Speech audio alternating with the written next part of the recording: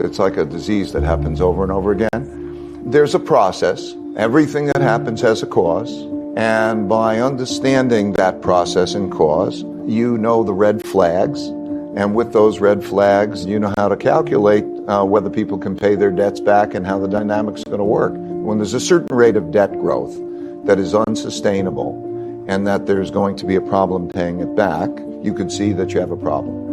When you start to have a debt problem and you're close to zero interest rates, that means that the central bank, the Federal Reserve's ability to deal with that won't work. You'll hit zero. And then you enter a new world.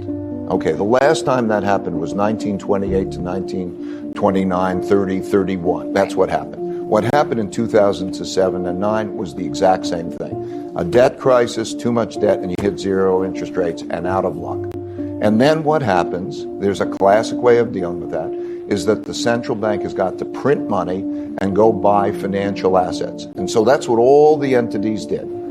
And so by being able to watch it day by day as to how they went about doing that, allowed us to navigate the crisis so that we could see the rates of deterioration and then the actions taken to end that in much the same way as the Federal Reserve ended it in 1932, 1933, for the same reasons.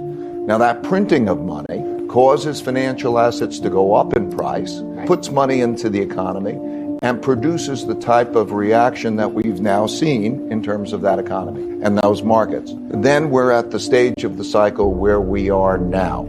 And what happens, classically, is that those financial purchases help those who have financial assets more than they help those who don't. It causes a greater wealth gap. And very classically, that causes populism. And then you move into a situation that's very similar.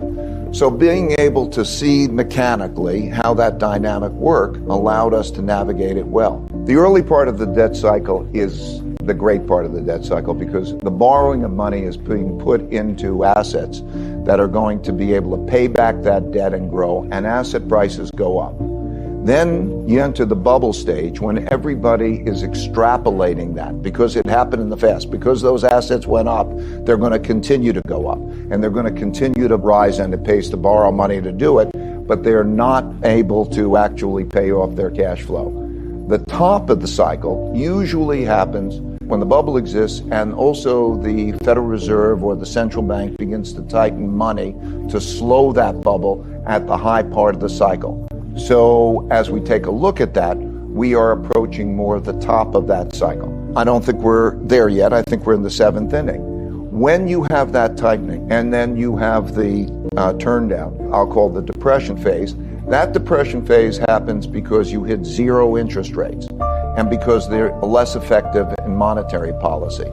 That's why 2008 was like it was in much the way 1930 was.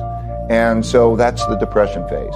In my opinion, on this long-term debt cycle, we are relatively late in a longer-term debt cycle. We're relatively late in a business cycle.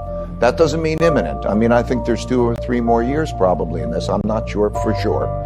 But we are then going to have a downturn at some point. Downturns always come. Recessions always come. And what we have is a situation in which the capacities of the central banks to reverse it are more limited because interest rates are close to zero, at zero in Europe and Japan. And also, the effectiveness of monetary policy, quantitative easing, is largely behind us because they have put that money in and those asset prices have risen. We also have another issue, which is the wealth gap and the populist issue, which is, I think, worse than it was back then. They set out a path for tightening interest rates, to raising interest rates and a rate of tightening. And every track that they set out, they didn't adhere to. In other words, they tightened monetary policy much more slowly than they projected and also the market projected. And that was appropriate.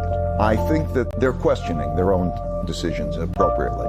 When you hit zero interest rates, you have a different type of debt crisis. You have more likely to have a depression. So I think the period that we're in is very similar to the 1935-1940 period. Let me just explain that in a minute. 1929 to 1932, we had a debt crisis and interest rates hit zero. 2007 to 2009, we have a debt crisis, it hit zero. then in both of those cases, there's only one thing for central banks to do, and that is to print money and buy financial assets. They print money, buy financial assets in both of those times. That pushes financial asset prices up, puts a lot of liquidity in, and also contributes to a greater wealth gap, because those who own financial assets benefit when those who don't own financial assets. As a result, in both periods of time of the wealth gap and the economy not improving for a large segment of the population, we have populism. So the last time, say, when was populism popular, it would be in that period of time. That populism issue is an important issue. So as we look forward and we say, when the next downturn comes, which will happen probably in a couple of years, we're going to have a different type of downturn, very similar to the one that happened in 1937 to the 1940 period. We are in the part of the cycle now that the Fed and other central banks, in varying degrees, are beginning to tighten monetary policy. Asset prices are sensitive to monetary policy because the duration of those assets is lengthened. Central banks have to be very careful not to raise interest rates much faster than is built into the curve. But with that populism, we have an issue. So if we think about what the next downturn will be like, the downturn, I think, will be very different than the one in 2008. It'll be one in which I think that the social and political problems will be great because of that wealth gap and populism. I think there'll be more conflict. I also worry about the effectiveness in monetary policy in reversing that, because monetary policy has interest rates, and we can't lower interest rates as much, and it has quantitative easing, the purchases of financial assets to push other financial assets out and get liquidity into the system. And that is at its maximum. So when we have a downturn, we're not going to have it to be as effective. I think also the downturn in our form of debt crisis won't just be debts. It'll also be pension obligations, healthcare obligations, unfunded obligations. So I would say 2 years out is when I'm worried about, and I would think that's for these various reasons. All of these obligations will be a problem to be funded.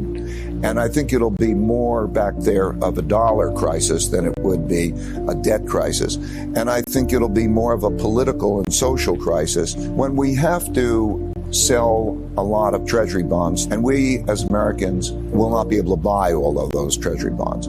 And if interest rates rise too much, the way it usually works is that constricts credit. We borrow less, and that creates weakness in the economy. So instead, because we'll sell to foreigners, from a foreign perspective, when they look at it, they care not about inflation, they care about currency depreciation when they look at the interest rate.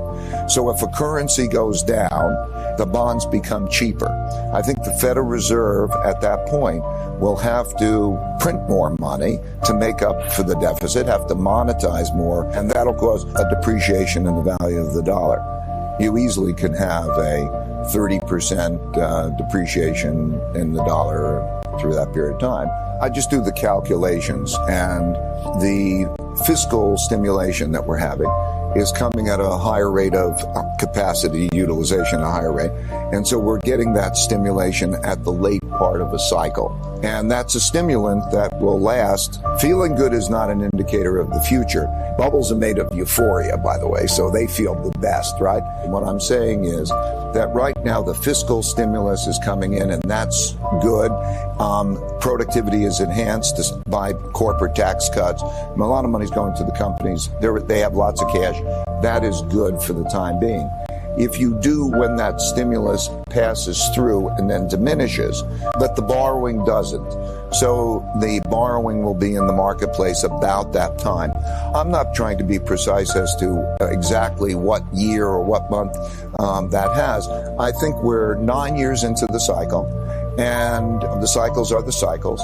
The balance of payments and supply-demand of credit is what it is. And so I'm saying that we're probably in the 7th inning of this game. And therefore, I'm not particularly worried at the moment. But if I was to take, as we get to the 9th inning of the game, and the important thing, I think, is not even what I think about this. The important thing is for you and each person to really study how these cycles work.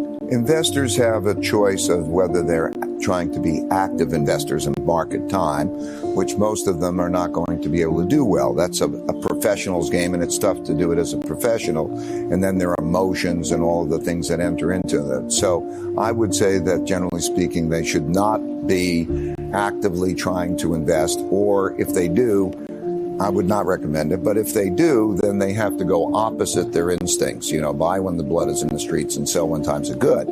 But what I would say is important is to be able to know how to have balance in the portfolio.